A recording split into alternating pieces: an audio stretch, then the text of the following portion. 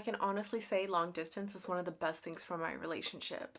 For the entirety of our relationship, we were long distance until we lived together in Texas when he joined the Army. We started dating when I was a freshman in college. Back then, when we were long distance, it was only for like 2 hours. He lived 2 hours away.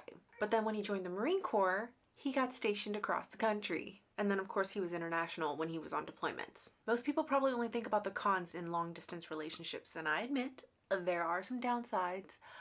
But looking back, I don't know if I would call it a perk per se, but I realized having been long distance was what prepared me and taught me some lessons that led to the success of my relationship. If there's only one thing you take away from this video, if there's only one section you decide to watch, let it be this one.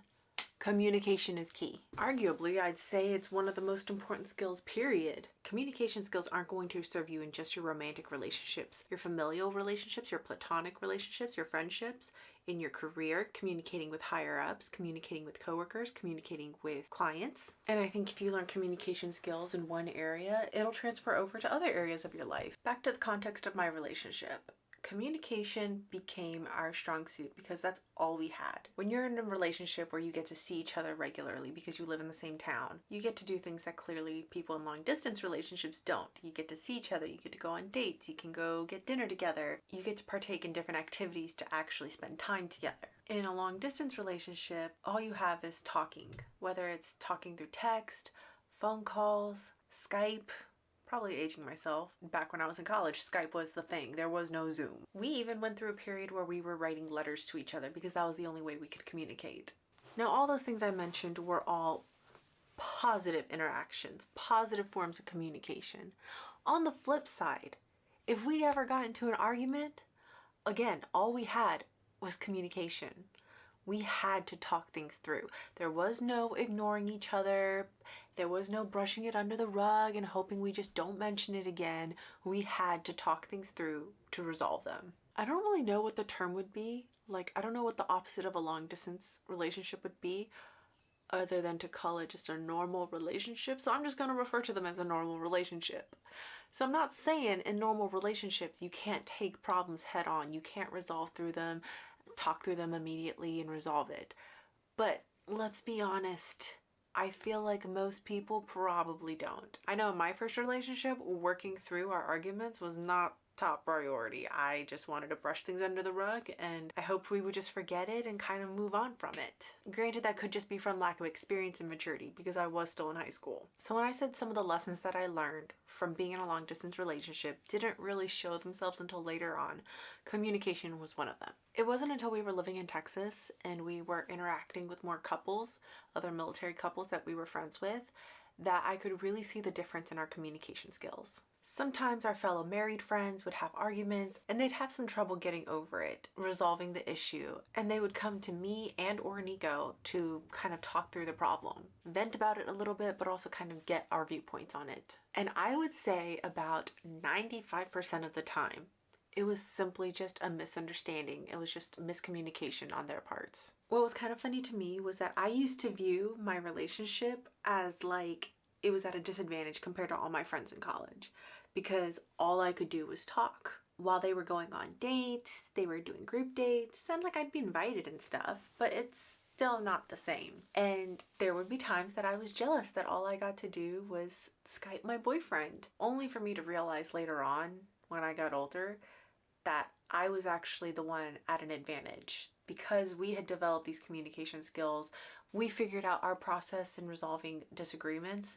We were able to then get over said disagreement faster and move on with our lives. Whereas our friends, they were having to linger on their disagreements a little bit longer because they were trying to figure out their own process of how to resolve their conflicts. The next advantage that long distance gave me was being prepared for the military life. And part of me kind of recognized this when I was still in college, but I didn't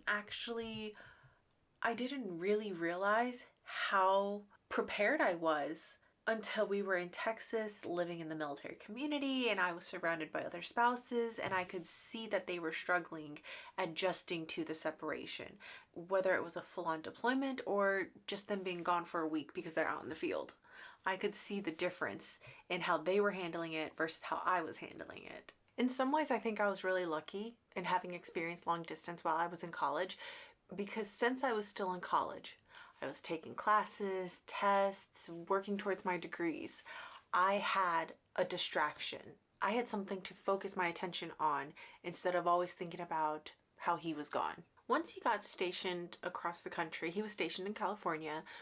After that point, we didn't see each other but maybe twice a year. We saw each other about once every 6 months for give or take a week, like 5 to 7 days. Yes, it really sucked back then. I was able to learn how to identify the feelings that I was feeling. Like when I knew he was about to come visit, like when I knew the trip was coming to an end and he was going to be leaving soon, and how I felt when he actually did leave. And because I was able to start identifying those feelings, I was also able to identify how to cope with it, be it excitement or sadness. I was able to learn that I get antsy when I know he's about to come visit. I'm counting down the days and I'm getting excited. I also tend to become a little ball of energy, or I'm just trying to get through the day, like I said, counting down the hours. On the flip side, I was able to learn that when I know he's about to leave, slash he is leaving, like on a plane, I know that I don't like being alone. I learned to ask one of my friends ahead of time if they were going to be free for me to spend time with them, for me to just be in the room with them, whether we're studying, whether we go out, whatever. I just didn't want to be alone. And this was my coping mechanism. In the military, there are so many different reasons why the service member is going to be gone, whether it's a week-long, 2-week-long training out in the field, whether it's for a rotation, a deployment, a class in a different state. Sometimes you don't even find out until the morning of. That's just how the military life is. But having dealt with some of the separation and how we both as a couple cope with it, it made for a much smoother transition when we actually lived together, because I already knew what kind of feelings I get, what I need to do to cope with it, what do I need to do to handle my feelings. And he already knew his part, having been in the military for a few years at that point. So many of the friends I made didn't know what to expect from themselves whenever their significant other left for whatever reason, for however long. They didn't know what kind of feelings they were going to get. They didn't know how to cope with those feelings. They didn't know how to identify those feelings.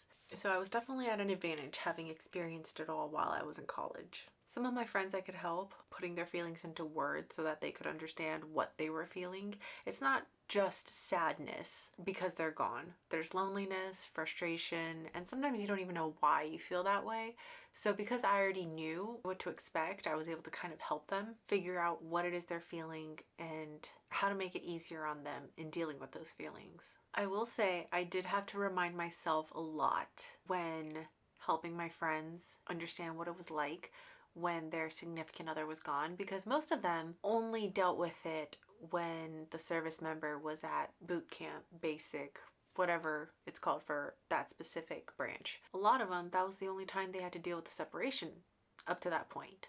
So a deployment, going out into the field, that was just weird for them. So it was a bit frustrating for me at times, but I just had to remind myself that I already went through the learning phase of how to deal with it, and this is their turn. The next thing I learned, I feel like, is kind of a branch off of the whole I was more prepared for military life. I definitely feel like this is very important in also being successful in living the military life. It's about learning to embrace your autonomy, your self-identity. And this is also, of course, something that is very important in normal relationships. But I feel like this lesson hit a little bit more easily for me because I was long distance. I think there's a level of importance in finding out who you are. What are your hobbies? What are your interests? What are your values? And how to exist as my own person without depending on my significant other. Because of course, being long distance, my significant other will not always be there. So I needed to learn to find my autonomy. This really goes for any relationship, but I feel like it's really important that if your significant other is gone because of long distance, maybe they just have a demanding job, maybe they have a demanding curriculum at school. I think it's really important that you have your own identity, that you have your own routine, your own schedule, again, your own interests and hobbies, and you learn to fill your cup on your own. And I think this is important for your relationship for several reasons. Because as you fill your own cup, as you learn who you are, what your identity is, you now bring more to the table for your relationship. By knowing who you are, by learning who you are, you're actually giving your partner the best chance in getting to know you as well. You're giving them the chance to grow with you. You're giving them the chance to watch you evolve. And I don't know if this is going to sound bad or harsh, but you're also giving them the chance in your relationship, the chance to see if you guys are truly compatible, to see if you truly want to be together. Obviously, that has the potential downside of maybe it's realizing you aren't compatible. Maybe it's realizing you guys have some values that are non-negotiables. In that context, it does kind of suck.